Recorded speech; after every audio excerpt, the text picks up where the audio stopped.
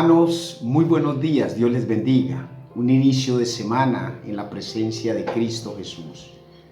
Dios esté permanentemente en sus hogares, que el Espíritu Santo de Dios, como promesa del Padre, quien dijo que no nos dejaría solos, sino que su Espíritu Santo como consolador, como ayudador, estaría entre nosotros. Pidamos siempre la presencia del Espíritu Santo de Dios en nosotros, en nuestras vidas, en nuestros hogares. Qué importante es este tiempo en la presencia de Dios. Yo le pido al Padre, y vamos a orar este momento, a decirle al Dios Todopoderoso, que le damos gracias, porque sabemos que cada vez que nosotros nos levantamos es porque Él nos da ese milagro de la vida. Y creemos en su palabra y sabemos que si lo buscamos, estamos seguros de que lo vamos a hallar. Oh Señor, yo confío en ti. Yo clamo a ti, Señor. Te pido, Padre Santo, que me llenes de tu Espíritu. Ilumíname, Señor. Ilumina mi casa, Padre Santo. Que no haya tanta diferencia, tanta rivalidad, tanta envidia, tanto odio entre nosotros, Señor. Sana nuestro corazón, Padre eterno. Bendícenos, Señor.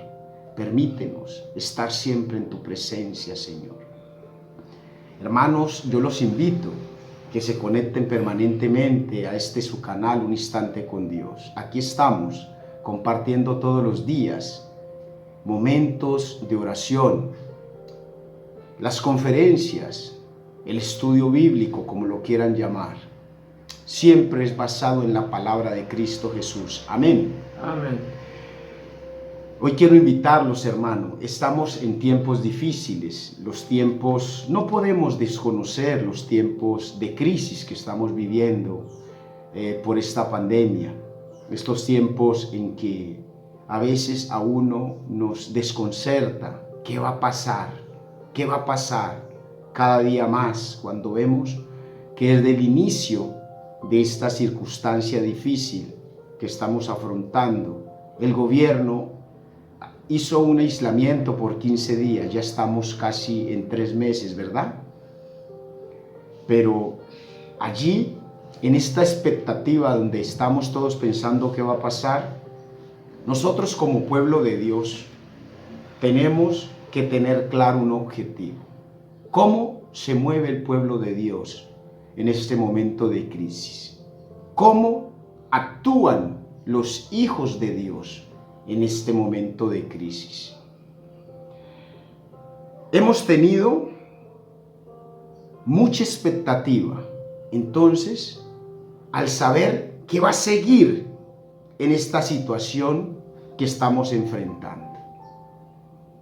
Estamos viviendo una crisis en Colombia y a nivel mundial por un virus que nos ha afectado en la economía, en lo social. Los sitios de reunión, las iglesias, ya no pueden estar abiertas, pero el pueblo de Dios no es temeroso. ¿Qué está haciendo el pueblo de Dios en estos tiempos de pandemia? El pueblo de Dios en estos tiempos de pandemia, hermanos, está permanentemente buscando a Dios en oración. El pueblo de Dios en estos tiempos de pandemia está aprovechando cada instante de su vida para recuperar el tiempo perdido con su familia. El pueblo de Dios en estos tiempos de pandemia está lleno del Espíritu Santo. El pueblo de Dios en estos tiempos de pandemia está llenos de obras de servicio al prójimo. Los quiero invitar en este momento para que veamos un video de una obra que el grupo de siervos del Shaddai, el grupo del cual hago parte con honor porque estamos sirviéndole a Dios Todopoderoso. Shaddai significa Dios Todopoderoso. Estamos sirviéndole a nuestro Padre Eterno. Y en este momento nosotros salimos a la calle a hacer obras no llenos de temor, confiando en Dios, con prudencia, pero al igual que muchas iglesias a las cuales yo les pido bendición, pero las obras que nosotros hacemos y lo que hacen las iglesias, mi iglesia cristiana, Comunidad Cristiana de Paz, que preside el pastor Arles Vanegas, ha hecho obras significativas, 10 toneladas de alimentos, y muchas iglesias. Tengo un amigo, el padre John, también ha hecho obras y ya ha llevado la palabra en muchos momentos difíciles. Y así se ha visto por las redes sociales muchas personas, hijos de Dios, unidos a hacer diferentes obras. Nosotros nos unimos este domingo, hicimos una obra para el hogar de los ancianos, el adulto mayor, la fundación de unos amigos. Nosotros no lo hacemos, ni ninguna iglesia, ningún pueblo que le sirva a Dios lo hace con el ánimo de que lo miren a Él, de que lo exalten a Él, porque nosotros no necesitamos ser llevados en hombros. Las obras que nosotros hacemos, las hacemos para agradar únicamente al Dios Todopoderoso, para servirle a Él.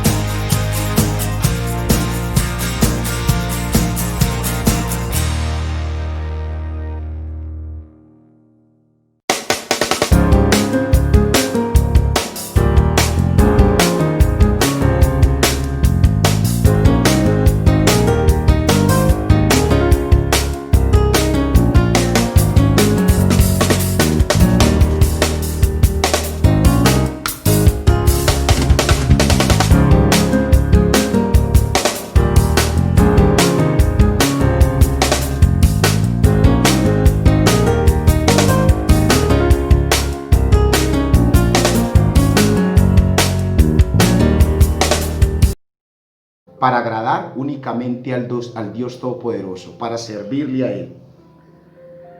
Porque ante esa paradoja de la vida, nosotros queremos llevar no únicamente el alimento físico, queremos llevar el alimento espiritual, que estas personas y muchas personas, la obra que hace Tropicana, es una obra muy importante, inconmensurable.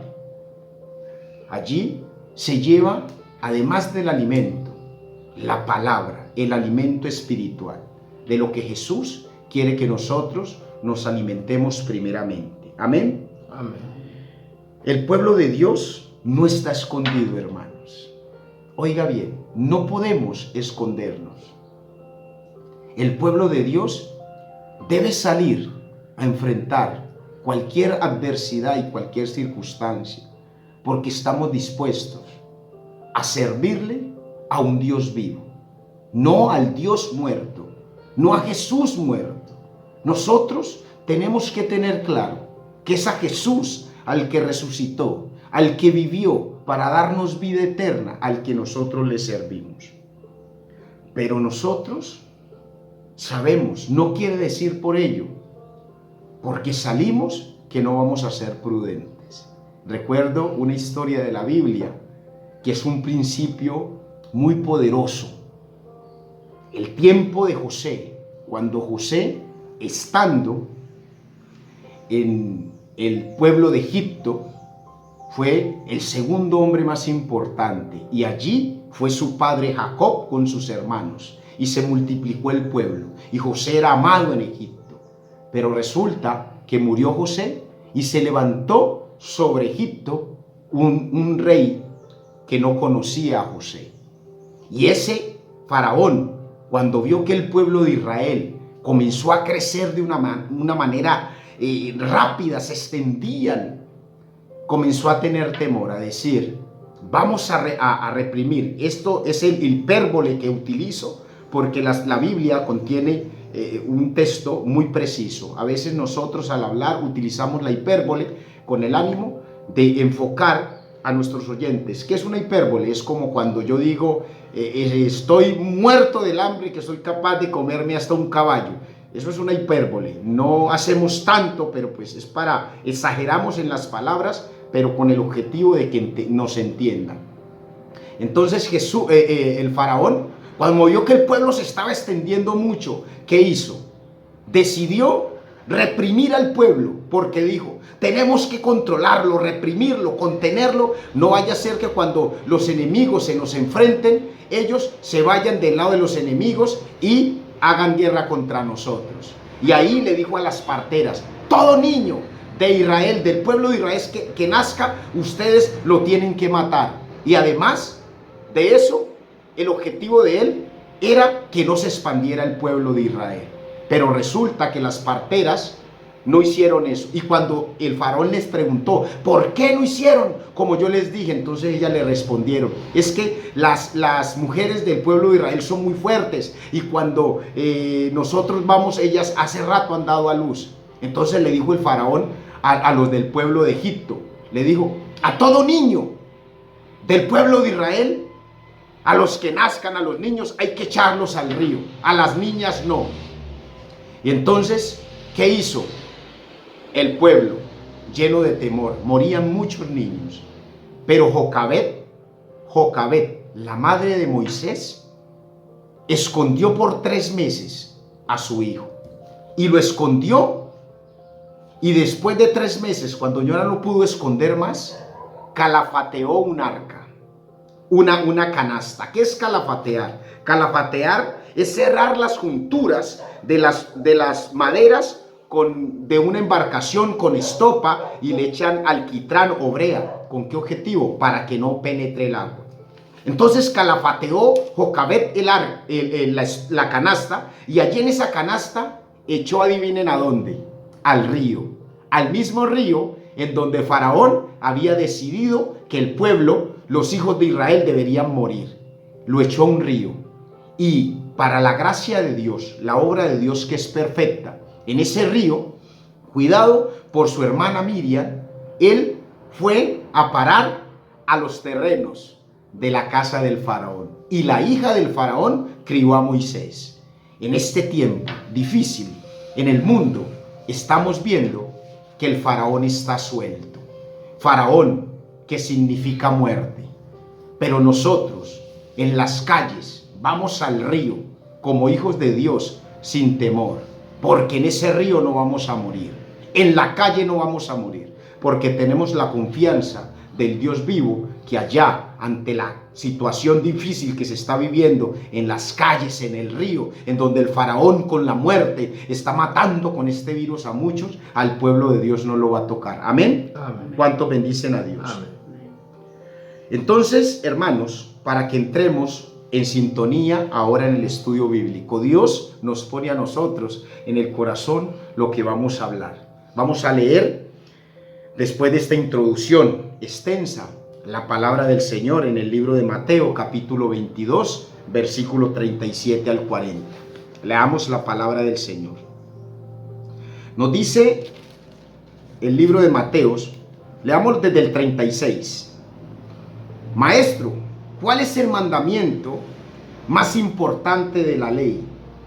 Jesús le respondió, amar al Señor Dios con todo tu corazón, con todo tu ser y con toda tu mente. Este es el primero y el más importante de los mandamientos.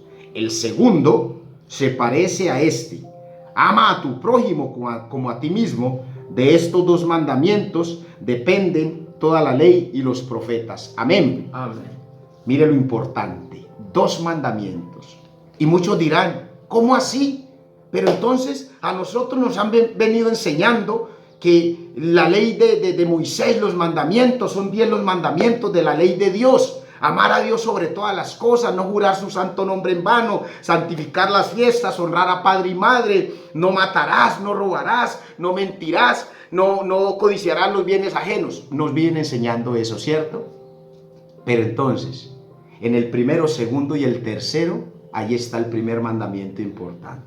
Amar a Dios sobre todas las cosas, no jurar su santo nombre en vano, santificar las fiestas, es amar a Dios con la mente, con el corazón, dispuestos para Él.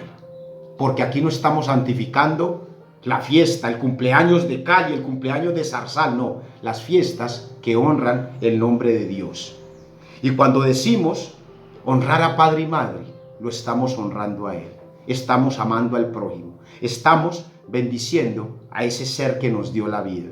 Cuando decimos no matar, estamos, ¿a quién no vamos a matar? A nuestro prójimo. Cuando decimos no robar, ¿a quién no robamos? A nuestro prójimo. ¿Amén? ¿A quién le mentimos nosotros? A nuestro prójimo. Entonces, en esos 2 mandamientos se resume toda la ley y los profetas. Lo que dijo Jesús es cierto, es verdadero. Llenémonos de su palabra. Entonces vemos, hermanos, en este momento, la solidaridad humana, la oportunidad de que todos los que nos consideramos hijos de Dios, estamos unidos para darle un poco de nuestro corazón al prójimo. Un poco de tu corazón al prójimo. Y muchos, ¿sabe qué dicen? Dicen, no, pero es que lo que vemos en las redes sociales y que vemos que muchos dan es porque ellos sí tienen plata, ellos tienen cómo ayudar, pero yo no tengo nada que dar. Entonces, ¿yo de dónde voy a dar si me estoy mascando un cable? Pues ojalá de tu cable que tú te estás mascando, le des de mascar también a tu prójimo. Porque no pienses así como piensa el hipócrita, el inservible. ¿Qué nos dice el libro de 2 de Corintios, capítulo 9, versículos 6 al 7? Una enseñanza muy importante.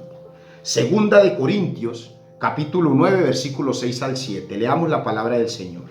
Recuerden esto, el que siembra escasamente, escasamente cosechará, y el que siembra en abundancia cosechará. Amén. Cada uno debe dar según lo que haya decidido en su corazón, no de mala gana ni por obligación, porque Dios ama al que da con alegría. Amén. Dios bendice al dador alegre. Entonces, no. El pensamiento errado que tienes tú y que tengo yo, hermano, tenemos que erradicarlo. Porque no debe ser así, decir, como yo no tengo, entonces yo no doy. Porque ¿sabes qué? Jesús nos tiene una enseñanza muy bonita en el libro de Marcos, capítulo 12, versículo 40 creo que es. La viuda pobre. Y en esa viuda pobre vemos una enseñanza muy importante. La acción de aquella mujer y la manifestación de Jesús. Pues resulta que Jesús está observando a aquella mujer y ve a los ricos que están depositando de lo que tienen. Pero esa mujer, 2 blancas, las deposita. Lo único que yo tengo, Señor.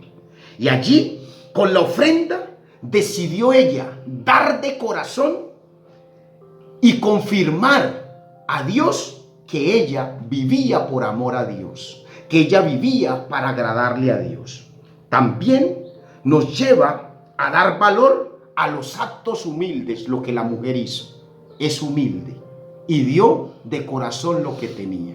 Yo te pregunto a ti, tú dices que no tienes nada, que estás comiendo solo arroz con huevo, pero ojalá de ese arroz con huevo que estás comiendo puedas pensar que tu hermano, el vecino, también necesita un poco de ese alimento.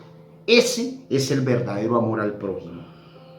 Hay quienes se ufanan, sí, como dijo Jesús, los ricos, cuando dijo, les aseguro que esa viuda dio más que aquellos ricos. Hay quienes se ufanan porque son ricos y dicen, yo doy mucho, doy millones. Pero también por otro lado, ¿qué hacen? Imagínense, le quitan millones al pueblo, al prójimo. Si usted tiene en su mente a alguien, no lo vaya a decir. Pero sabemos, usted y yo, de quiénes podemos estar hablando. Roban al pueblo. Y voy a decir dos. Los Nule, los Moreno, se ufanan de que tienen millones. ¿Pero a costa de qué? De robarle al pueblo, ¿verdad? No me vayan a censurar, pero es verdad. A ver, ¿qué otra explicación tendría entonces esa ofrenda de la mujer si no fue de todo corazón? Ella en su ofrenda expresó su convicción de que todo lo tenía porque Dios se lo daba y que todo lo que ella tenía le pertenecía a Dios. Amén. Amén. ¿Cuántos bendicen a Dios? Amén. La manera, hermanos, en que ofrendamos demuestra el tipo de creyente que tú eres.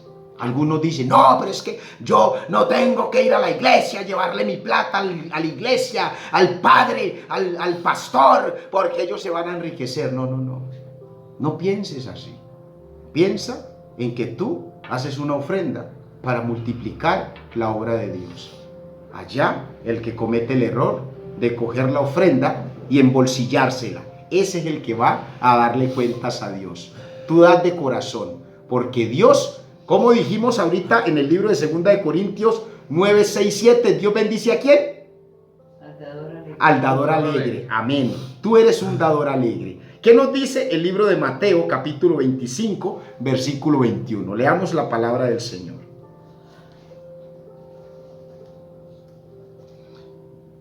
Su señor le respondió, hiciste bien, siervo bueno y fiel, en lo poco has sido fiel, te pondré a cargo de mucho más. Amén. Mire, si yo soy fiel en lo poco, así no tenga nada, Dios me va a poner en la abundancia. La importancia de amar a nuestro prójimo. Y si yo no tengo mucho, yo le doy de corazón a mi prójimo. Recuerde, lo dice el libro de Lucas, capítulo 14, versículo 13 y 14, que quiero que me lea, por favor, Nelson, de manera seguida. Allí está la enseñanza. Y no demos con el ánimo o pensando o con la esperanza de que nuestro prójimo nos va a devolver. No es así. ¿Qué nos dice el libro de Lucas, capítulo 14, 13 al 14? Más bien, cuando das un banquete, invita a los pobres, a los inválidos, a los Amén. cojos y a los ciegos. Ajá. Entonces serás dichoso, pues aunque ellos no tienen con qué recompensarte, serás recompensado en la resurrección de los justos. Amén. Mire, entonces, estemos seguros que tu obra para ayudar al prójimo, segundo mandamiento más importante, ya Dios hace rato la escribió con pluma de oro en el cielo, porque vio que hiciste la obra con un corazón dispuesto. Jesús, nuestro Padre eterno, siendo rico, se hizo pobre. Siendo rey, se hizo siervo. Siendo libre, se hizo esclavo para salvarte a ti y a mí. Estamos vivos y tenemos la seguridad y la confianza de que en Él vamos a tener salvación y vida eterna. Muchos de nosotros sabemos que estos son los dos grandes mandamientos, pero algunos también, aún conociéndolos, no practican el segundo, se quedan en el primero. Yo amo a Dios sobre todas las cosas y yo vivo por su palabra. Hermano, hay que ayudar al prójimo que necesita porque no tiene para comer. No, yo no tengo por qué darle a él. No, olvídese. Mire lo que le dijo Jesús a los fariseos. Hipócritas, ustedes están cambiando la palabra de Dios, la ley de Dios. Dicen que deben llevar a las iglesias, pero se les olvida de honrar a padre y madre. Están cambiando el significado de la palabra. Entonces, aquellos que dicen, no, yo amo a Dios, no tengo por qué hacer nada más. No te olvides del segundo mandamiento más importante. Tal vez algunas personas no lo hacen. ¿Saben por qué? Porque dicen, es que yo no lo hago porque yo de mi prójimo tampoco recibo nada, ¿verdad? Yo me acerco a mi prójimo y yo recibo rechazos. Tal vez esperamos reciprocidad de nuestro prójimo, ¿cierto? Y como no la tenemos, decimos, como no me dan, yo tampoco doy. Yo no tengo por qué buscarlo a él, si él a mí no me busca. ¿Dónde nos encontraríamos hoy si Jesús hubiera escogido reservar el mayor acto de amor, el sacrificio de su propia vida hasta que alguien le demostrara que lo amaba verdaderamente? Oye, te acabé de hacer una pregunta. ¿En dónde estaríamos hoy? ¿O qué si ese regalo de salvación hubiera dependido de nosotros, de reconocimiento y amor hacia Dios Todopoderoso? ¿Qué hubiera sucedido? Yo lo voy a salvar, pero si ustedes reconocen verdadero amor, Jesús no hizo eso. Jesús no le importó que lo golpearan, que lo escupieran, que lo humillaran. Él, estando en la cruz, dijo: muero por el pueblo. Padre, perdónalos, porque no saben lo que hacen. Y por eso yo repito una frase que hay en muchas esquelas: los clavos no mantuvieron a Jesús en la cruz. El amor por ti, por mí, fue lo que lo mantuvo en la cruz. Amén. Amén. ¿Cuántos bendicen a Dios? Amén. Debemos entonces, hermanos, amar a nuestro prójimo sin esperar nada a cambio. Servirle a nuestro prójimo, así como Cristo le sirvió al prójimo. Así como Cristo decidió que el prójimo tuviera salvación. Lo único que Jesús le pedía a todo el que deseaba ser sanado, ser salvo, era que tuviera fe. Cuando tú tengas fe, recuerda que tú con tu fe demuestras tus obras. Por eso Jesús nos enseña: demuéstrame tu fe sin tus obras y yo te enseñaré mi fe por mis obras. Las obras que tú hagas a tu prójimo, el buen servicio, es porque tu fe es inmensa para servirle al hermano, al que necesita. No te ufanes de decir que amas a Dios, que eres bondadoso, pero cuando tus obras dicen otra cosa. Estemos dispuestos en este momento de crisis a abrigar a nuestro prójimo, a nuestro hermano. Y no es únicamente el hermano, el de la casa, el hijo de mi papá y mi mamá. No, a tu hermano, a todo el que necesite de ti.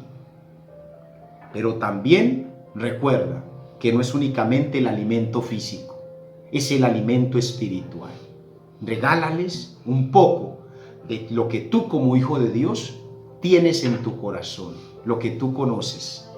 Yo te pido, hermano, que hoy, en este momento, reflexiones, que esto te cambie, que esto te sirva, este momento de crisis, para saber que no son las riquezas acumuladas en las cuentas bancarias. A veces las cuentas están a reventar, que ya no permiten un peso más, porque están llenas.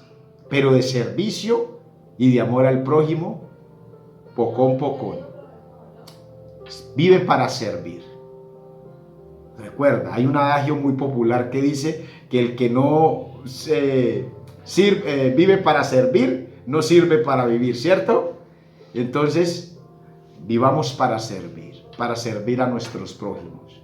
Y así, de seguro, seremos reconocidos como hijos de Dios por el buen servicio. Yo te pido que busques siempre la presencia de Dios. Dios te bendiga, hermano, y te acompañe permanentemente.